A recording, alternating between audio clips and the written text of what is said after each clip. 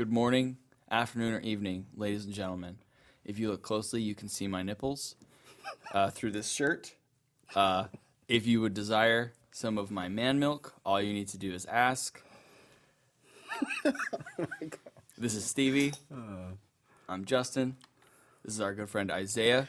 And I'm really afraid of what I just got into. Yeah, he was walking by. We were chatting a little bit. We were like, hey, man, want to be on our podcast? And I was like, And sure. Yeah. like an idiot, he agreed. So here we are. A lamb to slaughter. Here we are, man milk present, to talk about bands. Are they allowed to change? If so, how much? Are you obligated to still like them, even if they're different? Are they still good if they're different? What the F are we talking about? Are you allowed to like them if you didn't like them at first? Can you jump on the bandwagon? That's another great Yeah, point. that's a good question. Are you, like, if you didn't like their first two albums that everybody else really liked, are you allowed to like their third album that nobody liked? Where do we even begin? Wow. Where do we even start? Actually, I don't know. Where I do hope you know, because Do we have a can that we want to just crack open here? I'm pretty sure you came with a can. Well, I just showed you all a can. Okay. Do I need to also open it? I don't know. Do you have the tools to do such? No. Okay, that sound that you heard, if you're not watching this on YouTube, was his can opening. Yeah. You just listened to Justin's can. It opened a little bit. So we're going to take a peek inside. When I first brought this topic up, I was using Linkin Park as a reference because they changed a whole lot. And it seems to have been a polarizing change. Like, it wasn't just like, oh, the new album's different. That's cool. It was like, what the heck, you guys? I thought you were a good band, but actually you're terrible. Was kind of the reaction that happened. Wow. So, as you may know or may not know, depending on your degree of enslavement to Linkin Park, their first two albums were pretty, they were pretty, all the songs were pretty similar. You know, you got that rap rock thing going on with a couple ballads in there. Yeah. DJ, turntables in the mix. Yeah, you got some turntables in there. It's a 6-piece band. If you guys don't know who Linkin Park is. It's a park, like, kind of on the South Hill. Yeah, so if you go there, you'll see it. Yeah. And then If there you it don't is. know what the South Hill is, you're not from Spokane. Yeah, if you're from Spokane, then you know. Yeah. That's where all the rich people live. There is a speed trap there, and the so reason- slow down to 20. Yeah, you got to slow down to 20. The reason it's a hill, they actually, this is a really interesting fact, there wasn't a hill there originally. They actually built a mound so that all the rich people could look down on everyone.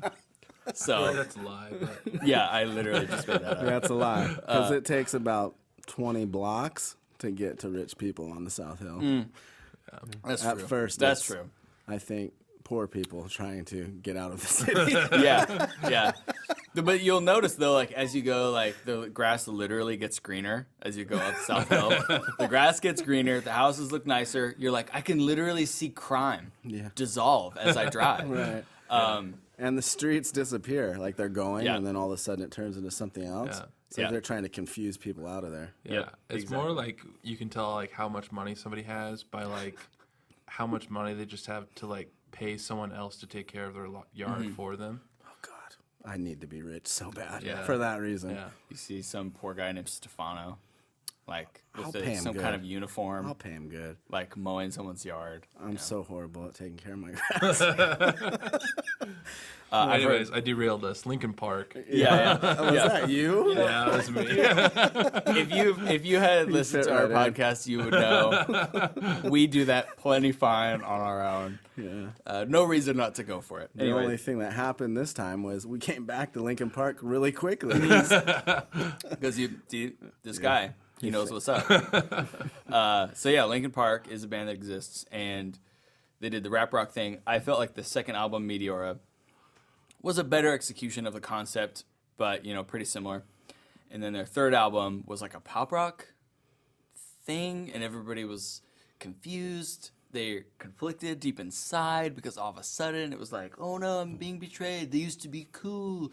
Now they're lame. They're talking about their emotions. We don't even know who you are. Yeah. What do you mean? They were talking about their emotions? Well, I mean, they were the whole time. Yeah, I I'm just saying he came out talking about. You know, well, it's like it became in It's people's eyes. more melodramatic. Yes, exactly. About their emotions. In people's Gotcha. eyes, it was like, no, they're soft. You know. Yeah. right. More about like the first two albums. And I don't really know Linkin Park that well, Yeah. but I They know you. Oh no. I think their first two albums are so much like more like in your face, edgy, angry, like a lot of anger in their emotion. And the third album I think kind of went more introspective and a little bit more adult with their emotion. As if showing more like a wider range of emotion is somehow worse. Yeah. But anyway, so people's reaction was pretty negative. And then by the time you got to their fourth album, which was 1,000 Suns, a lot of people that I knew that had listened to them pretty much dropped off the bandwagon. Wow. And based on YouTube comments, I would say that's a recurring theme among Linkin Park fans. They were like, I'm done with this crap. This is stupid. But 1,000 Suns is one of my favorite albums of theirs due to the weirdness factor. I love the weirdness factor. They did something a little bit different, a little bit weirder. A little bit cooler, maybe. I don't know. Yeah. Think about it. I liked it. Yeah. Yeah, I liked it a lot. Yeah. I liked it better than anything that they had done previous, just on the little bit that I heard. And I really liked their first album. I was a fan of Linkin Park. I wasn't like a diehard, like I had my bands, but I had the album. Yeah, and I did I did listen too. to it. I don't listen to the first two albums anymore, though. Yeah. Pretty much the only albums of theirs I listen to now are 1,000 Suns and Hunting Party. Yeah. Which, So yeah, to go into that a little bit, because this is kind of based on our topic, and I was sharing with you guys earlier. Thanks for sharing. Part of the reason why I quit listening to Linkin Park, and this is for me personally, was because of Chester's vocal.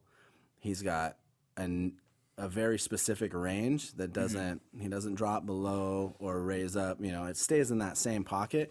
And the style, it just didn't change enough for me that it feels like even when I was familiar with the first album, and I was somewhat familiar with the second album, you play a song and you're like, oh, which one is this? Right? And it takes you about 30 seconds before you're like, oh, it's this song, because it sounds so much like the other ones, you know? Yeah. And that's true of their song structure as well, just to put a little.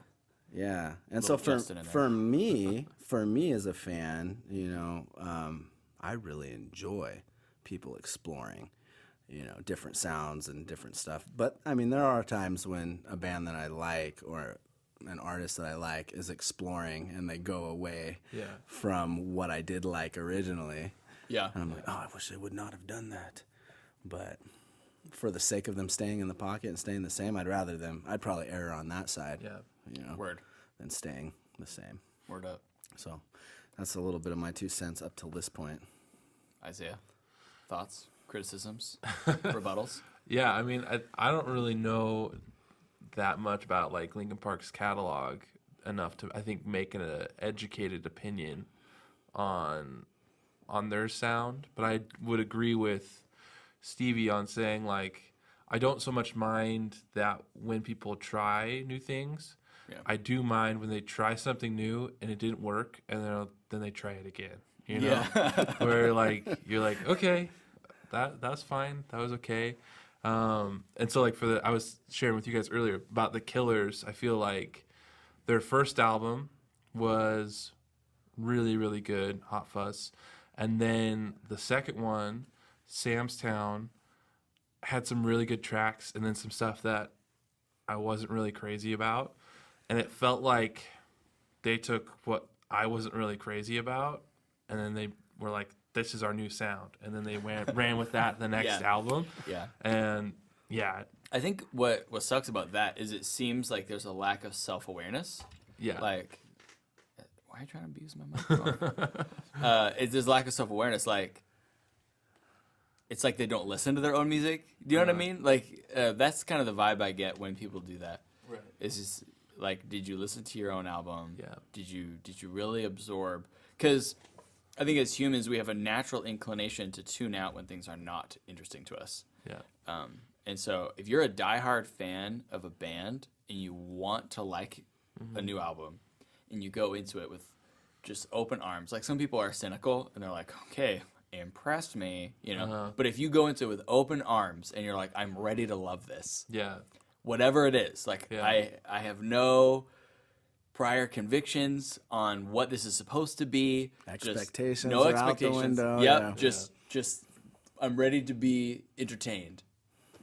And then you take it in and you're still like, well, that could be better. Like that was not really jiving with that. To me, that's not a good sign, especially if you're a person who's pretty well versed in different genres. And I don't mean like that one guy that you know that's like, oh, I listen to everything.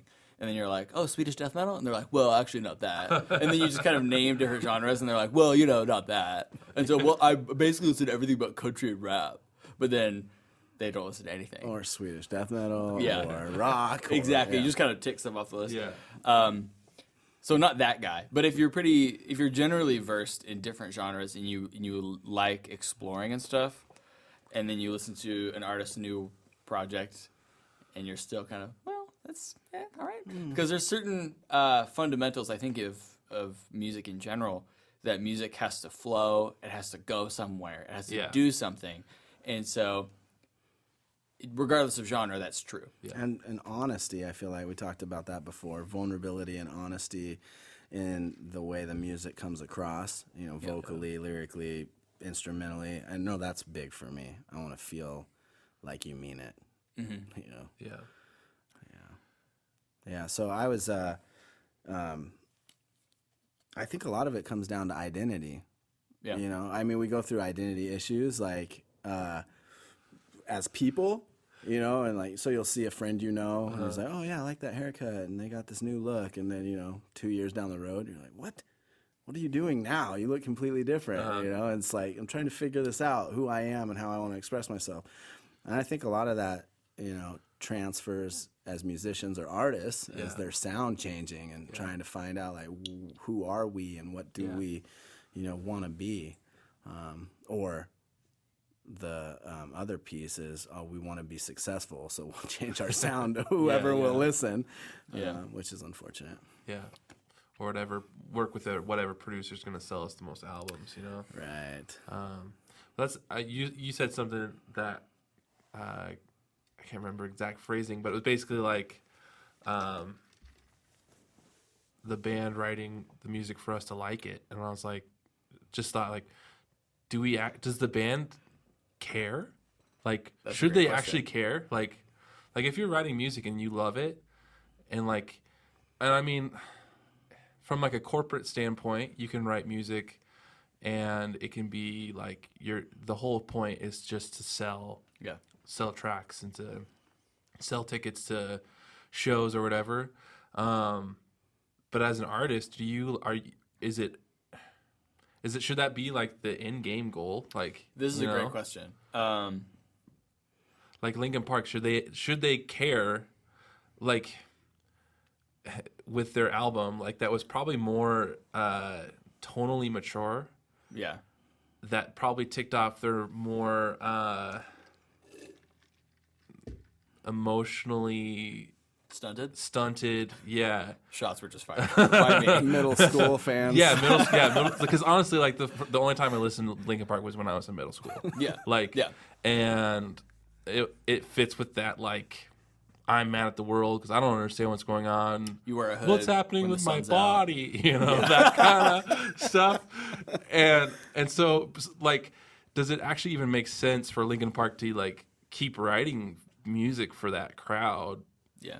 Like if I was an artist, I wouldn't want to, like, keep writing music for that crowd. Like, I'm a 35-year-old man. Like, why would I want to write music for a middle school kid? Right. So I don't know. That's a good question. Yeah. I think that as an artist, you should care about people's opinion. Yeah. Insofar as music is communication. Yeah. And so if people listen to your album and they're saying they got this out of it, great. But if what they got out of it isn't close to what you were trying to communicate, I don't think that means that you need to like reevaluate your life or anything. But I think it's that kind of feedback. The feedback of response is important. Right. Because If you can you're be going like for something and you're trying to dial in hitting the mark, Exactly, then yeah. you need to hear Yeah. feedback and adjust. So that I would say you should care about feedback. Right. Not necessarily everybody's feedback, but you should try to glean information. Right.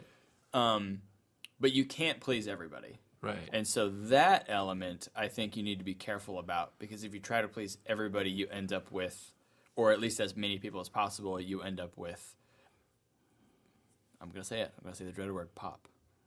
Yeah. We talk about pop a lot. Yeah. We really do. Something that's kind of esoteric, easily approachable, Yeah. not very different, because Right. everybody's trying to hit that same vein. Stay in that vein and not do anything too risky or out there. Yeah. Yeah, but even like it brings back like Stevie had that question at the beginning where it was like, are we allowed to like if we didn't like the first two albums, are we allowed to like the third album or whatever? Yeah. So then is it like, who's to say it's a bad album when like sure it wasn't maybe your taste or whatever, but it was this other person really enjoyed it or whatever. Right. Like how do you? I mean, how do you decide? Is it just like based on commercial success, or is it based on like its actual like I don't know. For me, like I like to look at like, music and bands and like their cultural and like their impact on their culture at that time that they're around. So like you look at bands like obviously like the Beatles are super easy just to like, oh yeah, they like influence everything. But you have other bands like the Beach Boys and like how they influenced all of California and their culture. It was like an invasion. Yeah. It's crazy. Or even like Fleetwood Mac and like those different kind of bands that still have like this huge success. Like, are we gonna still like hear Linkin Park being played Right. years down the line? And I feel like those bands, especially the Beatles, like talk about like changing who you are as a band throughout your albums. Like, Yeah. Like- They definitely fit the bill for that. And even their first couple albums being Pop music. middle school albums. Yeah, Those were they're pop aimed music. at Straight middle up pop school and high music. school. Yeah. Girls, yeah. really. Was Eleanor Rigby on Sgt. Pepper's? Does anybody No, remember? I think that one's. No, wait. I think it is on Sgt. Pepper's. Because I feel like that was the first. I don't know which album that is, Uh-huh. but I feel like that was the first album Yeah. where So, I really got like this is like on an emotional level, this is deeper yeah. than prior material. So that Right. album for me was like the first Yeah. one where And I was that's, like, oh, that's the one where they started to kind of get into like a lot of Eastern theology and that. Yeah. Drugs. Yeah. yeah. you know, I Drugs. really love what I love about the Beatles is the drugs that they did. Yeah, that's my favorite part. Yeah, of that's my it. favorite part too. Sarcasm, if you couldn't hear it. Yeah, no, and then another thing, I read this in an interview. I can't remember where I read it, but the Beatles actually credited a lot of their more like narrative songs, I'm spacing on the names of them now. They're like I had them in my head, and then I said it, and then I was like, whoop, completely gone. But we know they're out there. Narrative songs by You the know, Beatles. the like Eleanor Rigby, like Yeah. it's more of a story than it is like an actual song, you know. Yeah, totally. Those songs they were talking to Bob Dylan, and Bob Dylan told them, you guys need to write stories. You need to write stories into your songs. And when Bob Dylan tells you something, Yeah. you gotta listen. Yeah. So, and I feel like probably kind of a culmination of all that, like, they really changed their sound, but then also like just like their lyrical content completely changed. Yeah. And so like bringing it back to Linkin Park, it's like all of that change was for the better, but I know like my dad like grew up in the 50s and 60s, and he was a Beatles fan, kind of. I mean, he's kind of young, but in that time period or whatever. But he said like he remembered when Sgt. Pepper's came out, and people were mad. Like, Yeah. they hated it. They hated it. But does it actually mean that Sgt. Pepper's, like, now we listen to it and we're like, wow, Sgt. Pepper's is a way better album than Twist and Shout. Yeah, that's what I think. Yeah. Isn't that great? And so I'm like, well, can we like listen to Linkin Park and then, like, in the end, it doesn't even matter. It's like, okay, yeah, that's real nihilistic. Yeah. But you have like this, like, I don't know, it's just that adolescent sound, and then you have like, could it be that years later, like, people look back and you're like, wow, these albums that were at the time kind of panned, Yeah. that they're actually the more like Meaningful. Maybe? and like introspective and Quality. Even. well written, Yeah, I think so. I mean, not that you can say that completely in every case. Right. I think commercial success is an indicator of something, but not necessarily the right something. So, like, for instance, Madonna, selling millions of records out here, and I'm not getting any kind of, like, deep philosophy or meaning from Madonna. Yeah. I would say Sex sells, baby. yeah, it does. The word that comes to mind when I think of Madonna is grotesque. Yeah. No, for sure. Yeah, it's Cones. just like, I'm out here.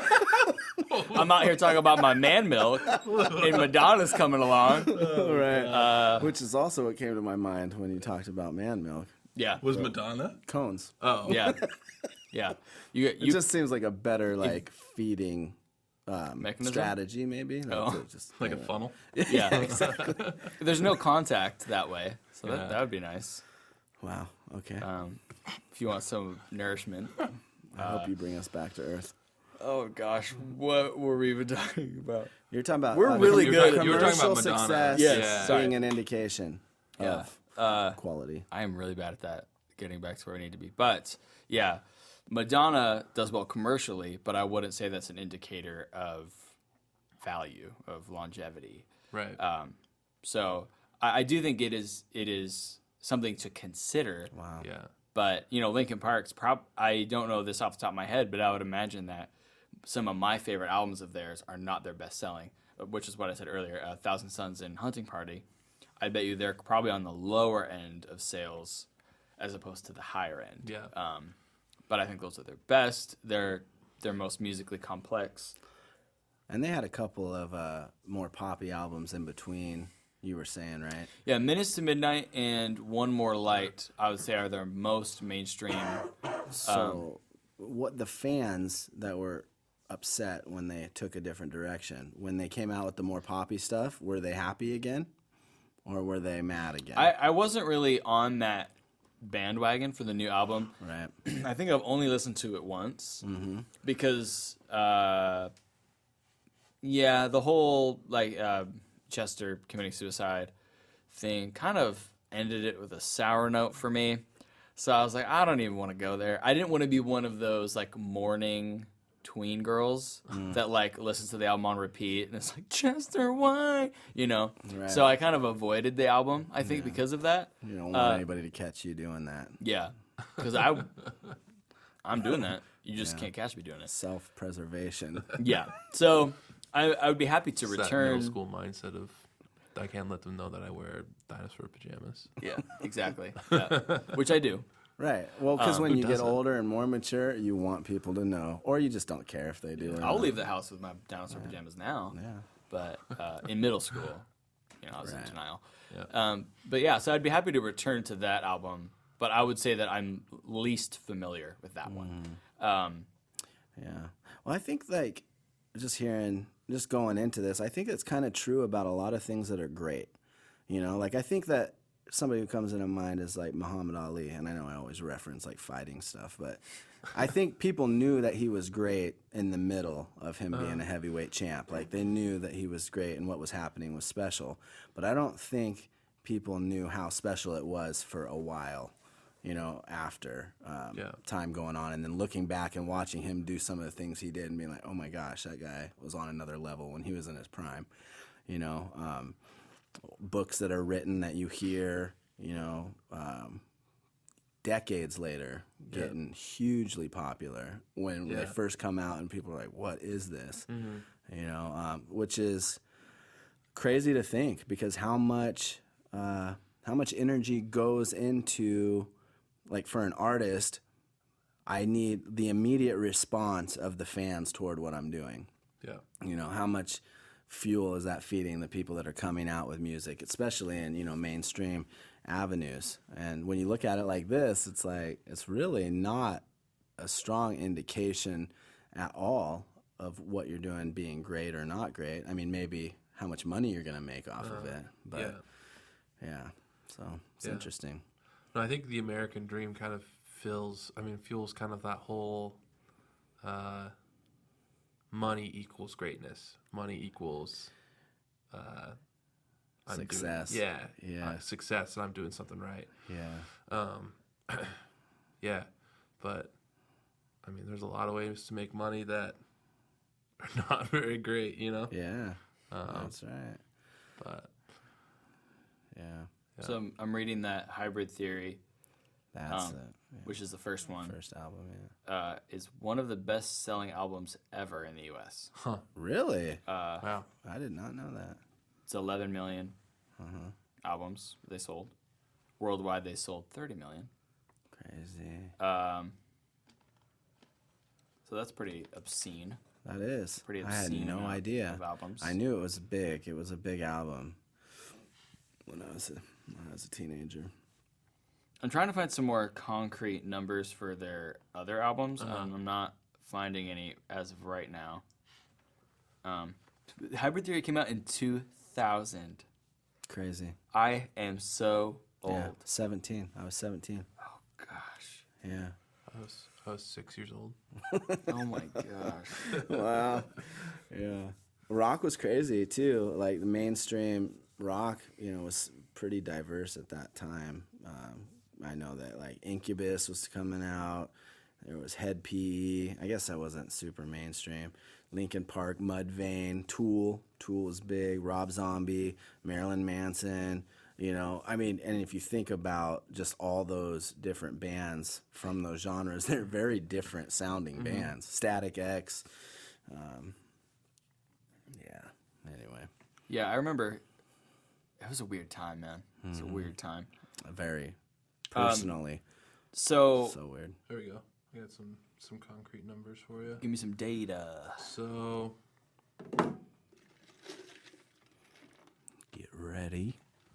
So it looks here. So Hybrid Theory was 11 million in the U.S., 30 million worldwide. Sweet. Meteora was 27 million worldwide, 7 million U.S. Not quite as good, but But still. Minutes to Midnight was 20 million worldwide and 4 million U.S.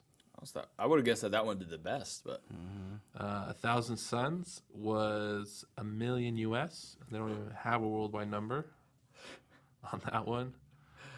Living Things was a million U.S. And was that still more no poppy?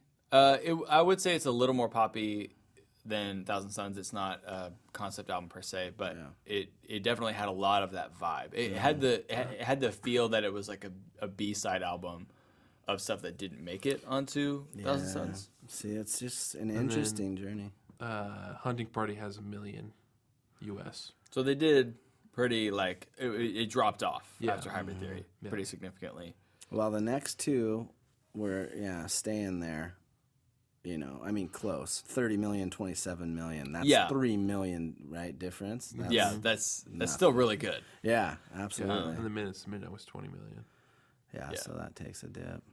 And But again, how did- many, I just wonder how many people, maybe not, but how many people were like, this sounds too much the same, and they drop off by the third album.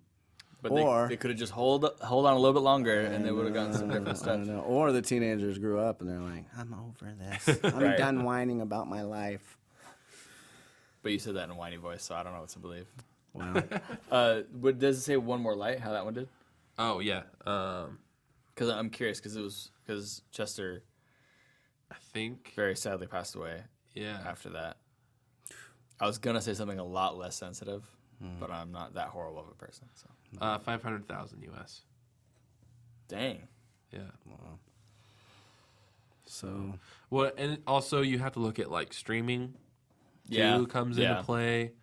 Yeah, because true. as the This is albums are album going on, sales. Yeah, and That's a so good point. I mean, like we can look at like I'll go on Spotify and we can look at how many plays these songs have. down I think to have like a really good indicator, you'd also have to look at YouTube views. other albums for successful bands in that same time period. Yeah. To really get a good feel for like what is a good year for album sales, you know. Yeah. Because Meteora sold almost 1 million in the first week, and like it doesn't matter who you are, that's good. That's really freaking good. Yeah. I think I bumped those numbers up a little bit accidentally. I think it was more like 800. You're gonna see like One More Light. The song One More Light has 120 million plays on Spotify. Goodness gracious. So What album's that off of? that's the last one. One More Light. Okay. So compare that to like And then In the End has 555 million hits So- on Spotify. So what was the other one? The other one had 120 million. But that you have to also look at too. Like In the End came out in 2000, Yeah, Right. and that's and then like One More 2 Light years ago. it's just 2 years has gotten 120 million. Yeah. So that's an indication on. I mean, that's a big one. Album sales are not any longer your main source of revenue. No way. Yeah. Yeah, I mean, music streaming has so changed the game as far as revenue. I think it was Dave Grohl said, like, I don't freaking care. Like, if you download my albums illegally, just come to my shows and buy my merch, Buy my or whatever. merch, Because yeah. like that's like for an artist, like honest, where like the I money mean, is. because the like record deals and recording studios, like how they're structured, you're not gonna make that much money off of your album sales anyways. Yeah. And so he was like, I don't freaking care. Like, you can, I think he said, like, you can send it to your friend over email. I don't And care. invite them to my show. Yeah, but come to my show. And Yeah, like, because if if you're a really, That's it. Yeah. I would say a high profile act like Foo Fighters, yeah, like you just want people to come to the shows yeah, and buy the merch. And the Like, more they hear your music, the more they are gonna do that. Yeah. Yeah. the show itself in that instance is a selling point. Yeah. Yeah, it's interesting because as we were starting in music, I remember early on having thoughts of like, how much time and energy and money goes into practicing, writing so your much time. writing your music, then Yeah. getting studio time Yeah. or the time if you're doing it, as an independent artist in your own room, like recording, producing, and not many people know who you are, and then at the end of it, feeling like, man, I need to at least get $5. You know what I mean? If I make hard copy CDs, I need to at least get $10 because I don't even want to think about what that number is right now. Of hours of time and money. yeah, But then again, like if you've got the long game in mind, the more people that actually are going to listen to your music are going to be fans. You know what I mean? That maybe follow you in the future. Yeah. So if you charge $10 and 5 people buy it, is that as good as 200 people getting it for free that maybe will, come to your show later in Well, time? that's why like SoundCloud is such a huge thing now, and like why you've got like guys like Tekashi 6ix9ine that like was a nobody, and then like put his music out on SoundCloud, and then these other like hip hop artists find it and they share it on their Twitter page, and then boom, and he spent like $0 on like creating any sort of hard copy album or posting his songs on iTunes or whatever. Yeah. I mean, the hubris of the music industry to think that it could not change Yeah.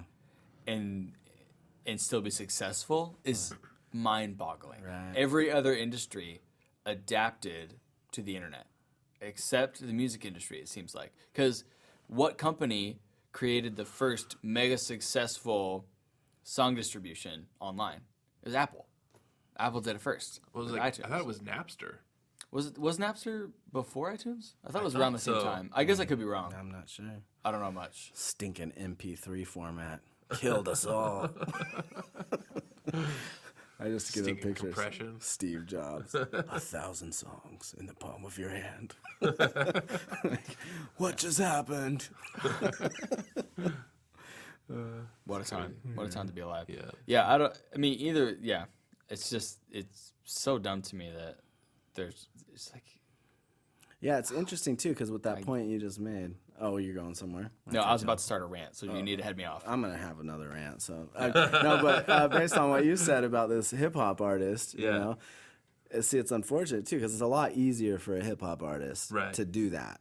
You know, because like people listening to you as a hip hop artist, they're not necessarily going, "Oh, those are dope beats." Yeah. Those are, you know, if you're a hip hop fan, you're like, "What kind of lyricist is he? You know, Yeah. how does he execute it?" Yeah. And everything else could be garbage. Yeah. And you'd be like, dude, we could make this guy, Yeah. you know, successful. Yeah. Well, here we go again. Successful. We can make a lot of money with this Yeah. guy. Yeah. you Yeah. know. But you can, like, as a band, Yeah. you know what I mean? You can't do that. Yeah. Like, Well, kind of. I mean, you kind of can. I mean, so there's a guy. His name's Charles Bradley, and he's like so he was a homeless man. I think he was living in New York, and he would sing in the subways and like just would sing like covers of songs or whatever. I think he had some stuff he had written, and this guy, I think it was from Most Def Records, was just walking by and like heard him and was like, dang, Yeah. like this guy can sing. yeah. And so they took him and they gave him a band and they like recorded an album. I should pull it up for you. It's Yeah. really freaking good stuff. Yeah. But like, I mean, you hear his voice and you're like, this guy has lived through some stuff. Yeah. It's like his experience comes through. Yeah. Yeah. Yeah. Where should we even hold that? I'm not sure. Yeah. Yeah, probably there. It's very like Lionel Richie, like old school. Yeah. It's really good. Which I like. I like Yeah. some of that trickling into current music.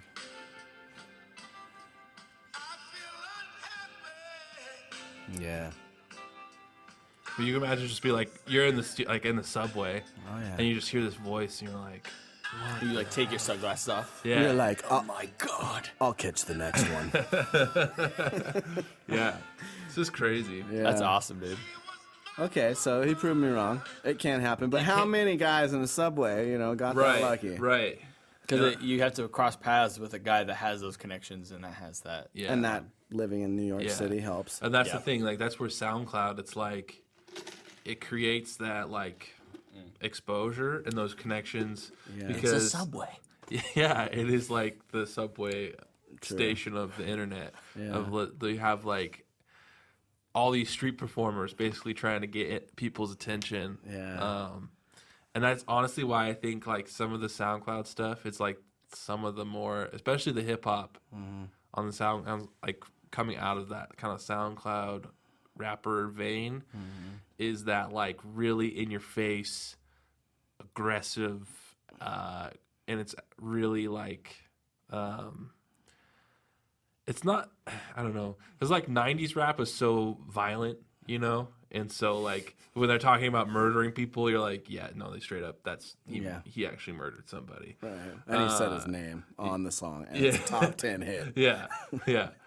And then you have now you have rappers like who would ever believe like if Drake said I killed somebody, you'd be like, no, you didn't. You killed like maybe a fly in your room. And you're Canadian. And then you cried about it. Canadians don't kill people unless it's in a hockey game. Yeah. The only. And so I never think mind, I I'm think not that whole like it's so aggressive and it's just to get attention, basically just to like, Yeah. and that's why they're dyeing their hair like 7 different colors and like Oh, gosh. tattooing their face and like Yeah. it's so that they get the attention. Yeah, well, and they think. I mean, like we were talking about the week before last. Hip hop's birthed out of violence and Yeah. a generation that was dealing, L.A. streets and New York City streets. So there's still that part of like, oh, we got to be dealing drugs, taking advantage of women. Yeah. To be it's sad that people are still following that form now because Yeah. I feel like there's been so many artists. I mean, hip hop's evolved so much. Kendrick At Lamar. this point, at this point, it's easy to look and know like you don't have to go that route to be a good hip hop artist. Right. You know, but they still. What I don't know the percentage, but how much hip hop centers around those three subjects. That guy I talked about, Tekashi 6ix9ine, he's in prison now for like racketeering and like exploiting young women and like just like weird, nasty stuff. Yeah, and he doesn't come across as super intelligent either. No. I don't even know if I want to go there. But Tekashi 6ix9ine I'm so and like proud of like Justin. Lil These last Xan. couple weeks, you've really honed it in. Like Lil Xan, if anybody has a negative IQ, I think it's Lil Xan. Come on. Like he has like this eye tattoo of like ooze. And I'm like, what kind of idiot does that? Like what the frick? It's just I don't understand. He got synced with Pink Eye one time, and he was like, "This is the greatest experience. I just want this could be commemorated on my face for the rest of my life." This needs to be it. This needs to be my life. Yeah, I just, like I listened to their lyrics, and I've seen a few interviews with them and stuff. What are we coming to as a society, man? Yeah. Like this guy somehow, like, am I supposed to believe that he created his music? Like, that takes, I don't know. The word crafting I could believe due to the quality of it. Yeah. But any kind of like sound production, like, I just don't think he's smart enough. Like, I don't think he.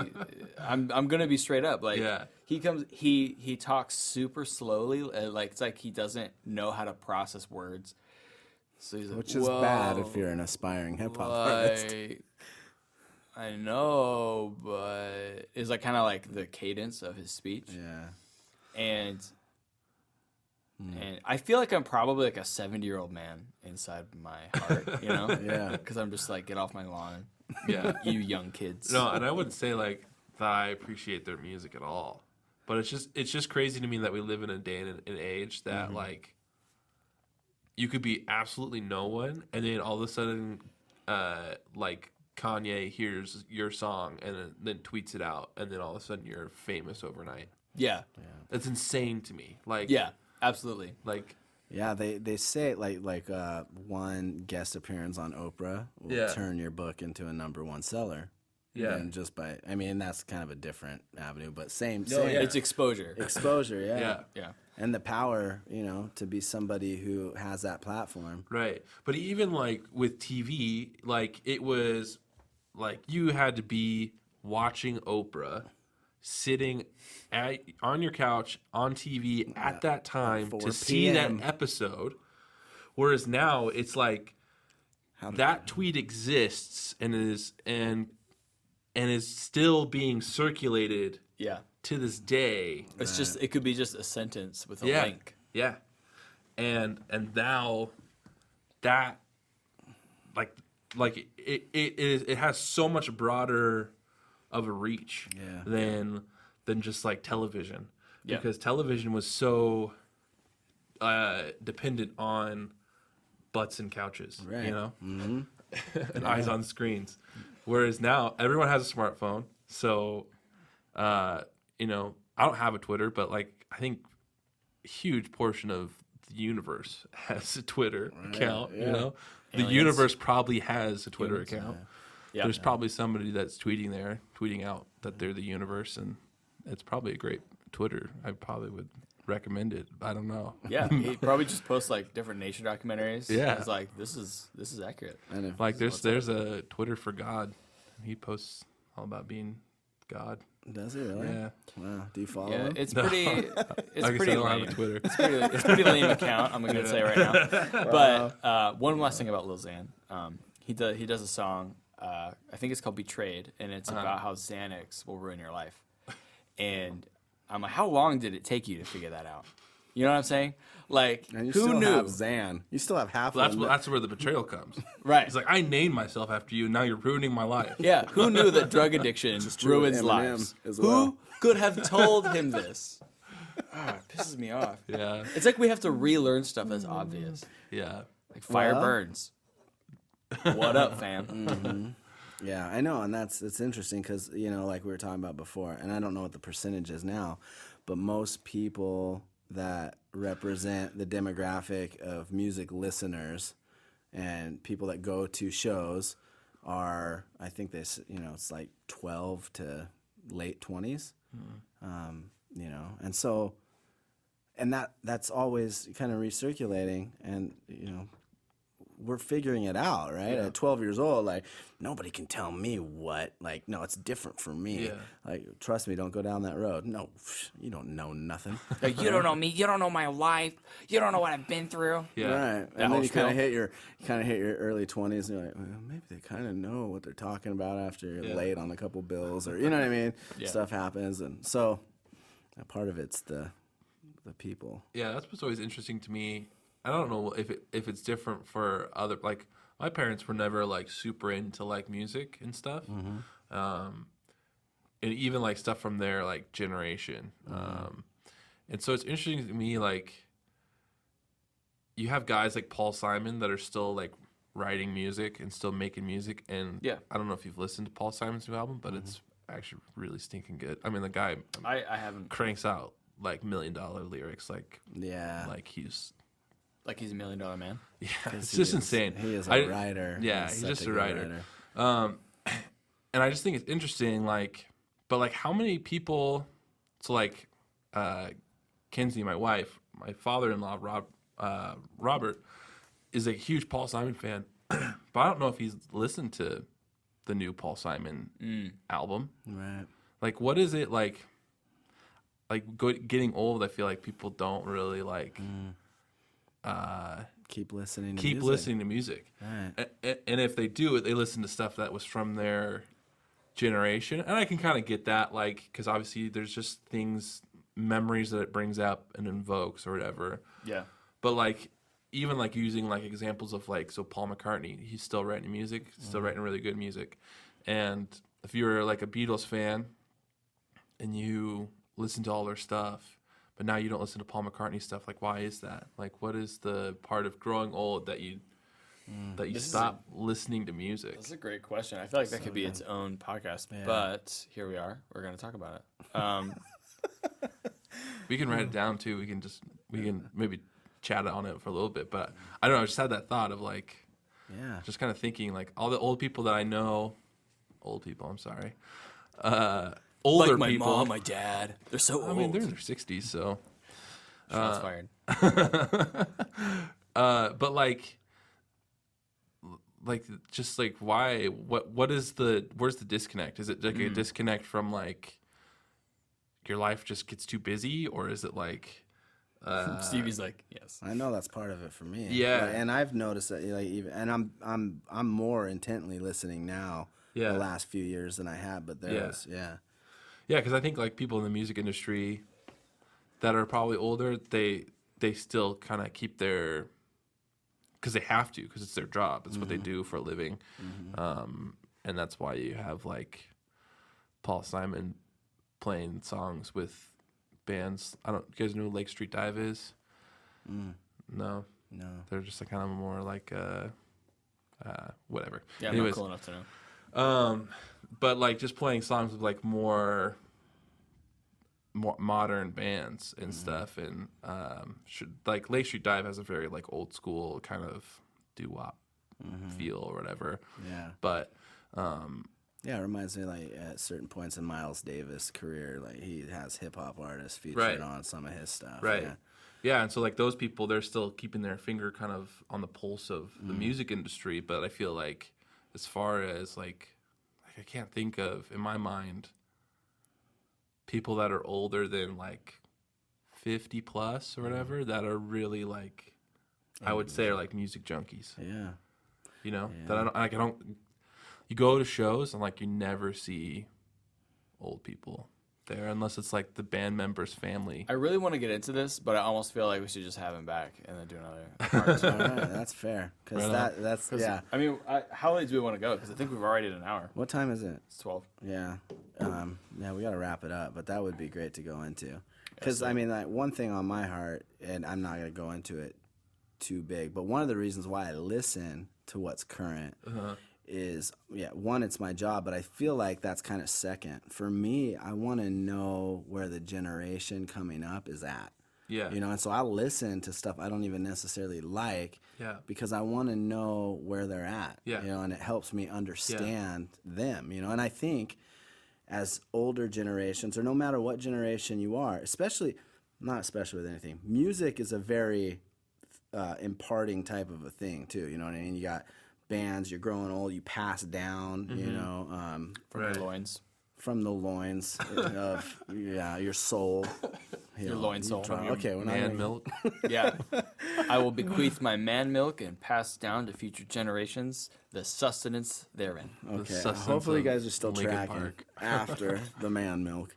But how important, if you want to understand where the generation is at, go to the shows, listen to the music, and speak the language. Yeah. So you can be a part of it. Can you imagine, like, all these parents that, like, during the 60s and, like, the whole hippie movement, like, if they actually, like, sat down and listened to the music and, like, actually, like, figured out what, like, the thoughts and, like, questions that the generation was facing and having and the moral dilemmas, like, there was so much insight that they could have gleaned from that music. It's like, son, I'm going to Woodstock with you, and let's go on this journey to search out the meaning of life, Journey. No, I'm not going Are to you drop saying- 10 hits of LSD, but I'll be here for you when you're crying. And By journey, your I thought you pants. meant, like, Looking for your tent? journey. You know what Like I'm the Beatles' journey, Right. saying? Like, let's go on a journey. Let's go on a quest of the soul.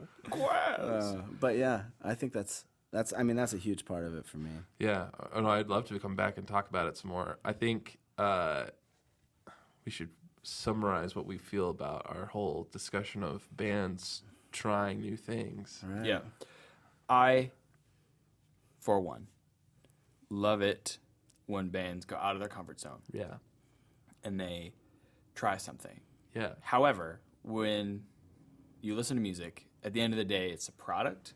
Yeah. So I think that there's a level of refinement that it's okay to expect Yeah.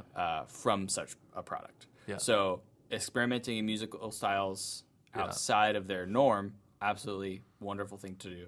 Amazing. Yeah. 10 out of 10, would recommend.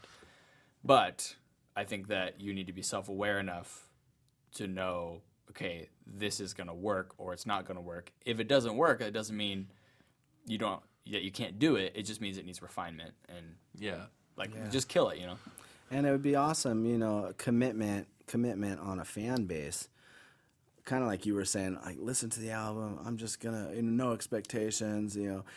There's a commitment. Like, if you really buy in, even beyond, like, say, the sound. Maybe I'm bought into this artist. Like, I support who they are, what they're doing. Then, most artists that I know, even when they started making music, they're not thinking about those things, right? They are trying something new. Like, we're gonna do this because I have some things that I want to get out, and I love music, and let's see what happens. And then they end up losing some of that along the way if they do get success, right? Then you gain something, and you're trying to figure out, how do I not lose it? And so just commitment level, I think, is huge. As fans, like, giving them the freedom, like, hey, I'm going to follow you. I'm going to go on a journey with you, son.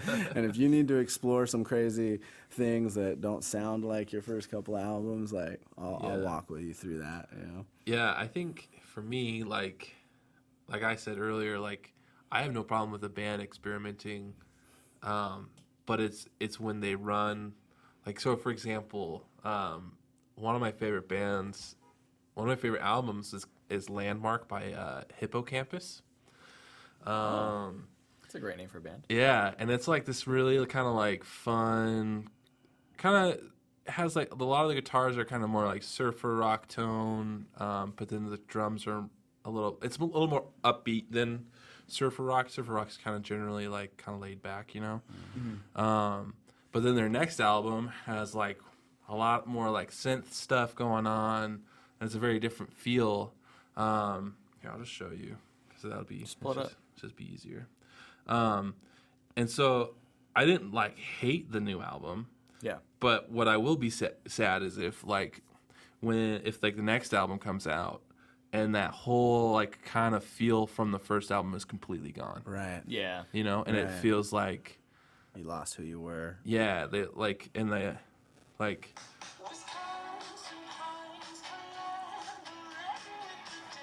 Is this the first one? this is the first album.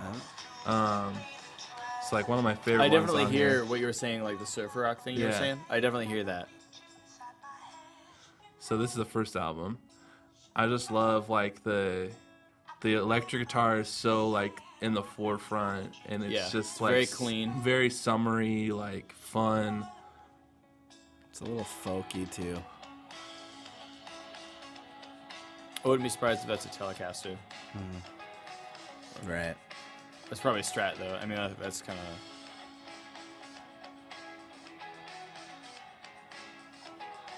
That's the first album still? Yeah. Yeah. So it's got like that punk feel, like that the drums are kind of like in Yeah. your face a little bit, and like Yeah. But it's But- really fun. But yeah. it's not super angsty per se. yeah.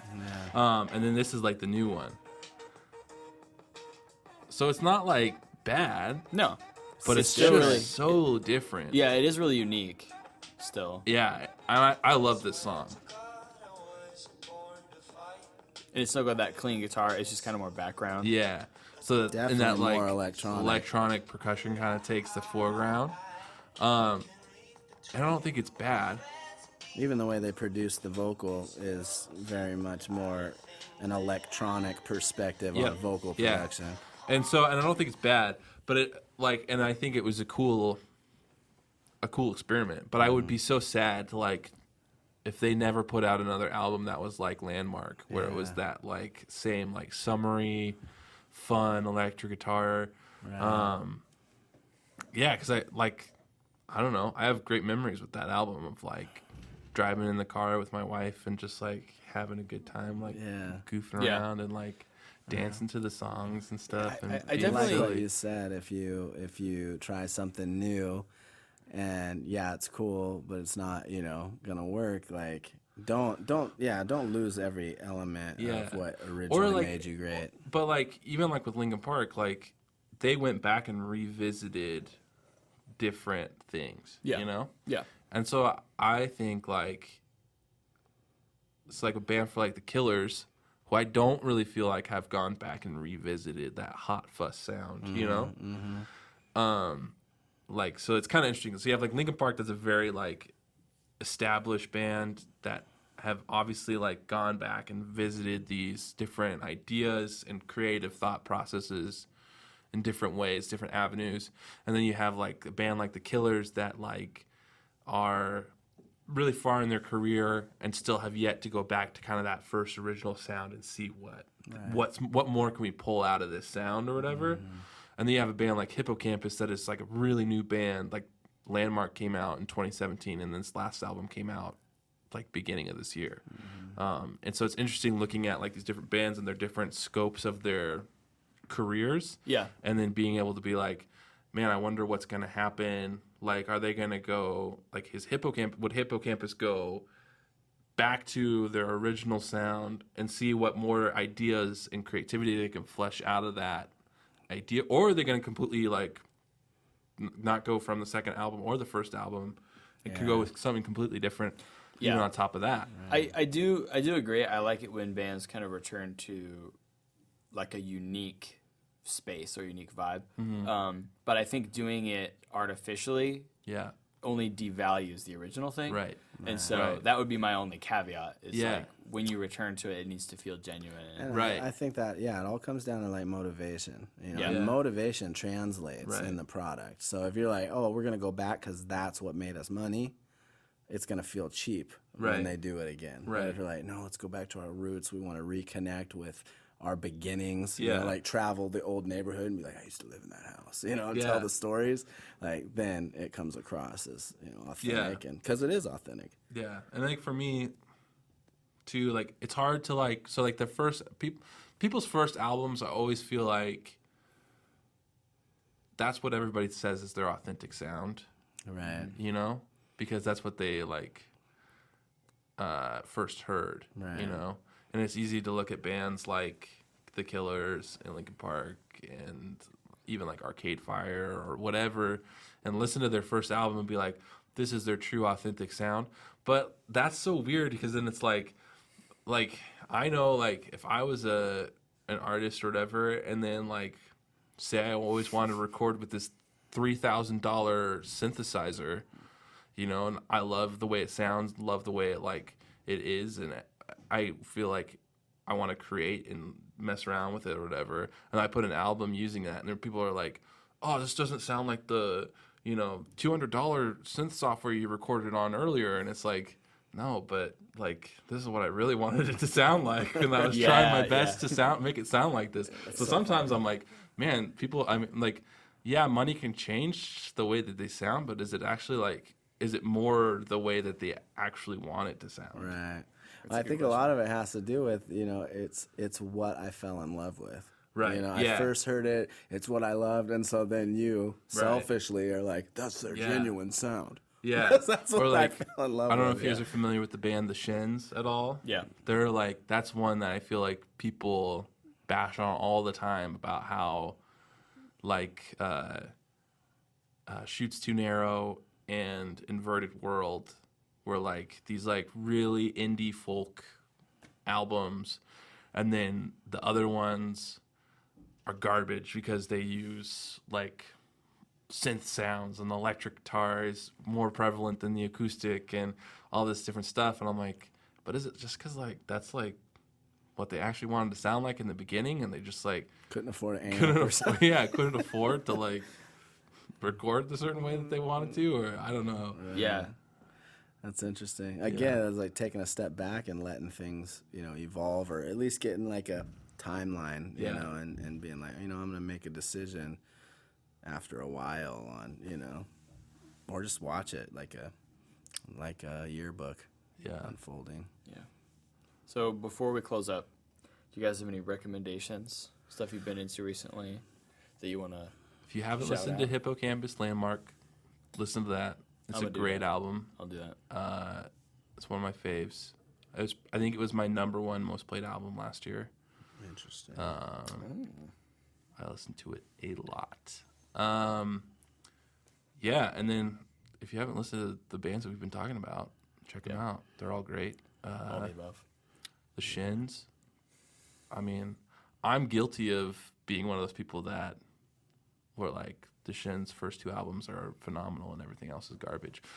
And then I listened to some of it. I'm like, this is really not that bad. Like, yeah, I've also had that experience where I was put off by a new album, and then when I returned to it like a year or two later, it grows. Like, you just. I think it's because you have those expectations, Exactly. and then those expectations are gone. Kind of when you revisit, you're like, I should just try it again or whatever, and then. And it becomes easier too. So as you get older, it becomes, in my experience anyway, it becomes easier to have that mentality of, I'm just gonna accept whatever this is and let it do its thing without trying to preconceive what it should be. Right. That's good. Which is what we should do. Like, we should grant all people the freedom to become. I agree. Yeah. What's your rec, man? What you got? Bryce Fox. There's this song Horns that I've just been playing a lot. It's I'll just give you guys a little. Give us a little demo. Little sneak. Or you're showing me this, huh? This guy? No, I was showing you some things like it, but I didn't show you this one. There's a hole, there's a black mark on her soul. In her hands is my heart, and she won't let go till it's scarred. Interesting. Check it out. It gets better too.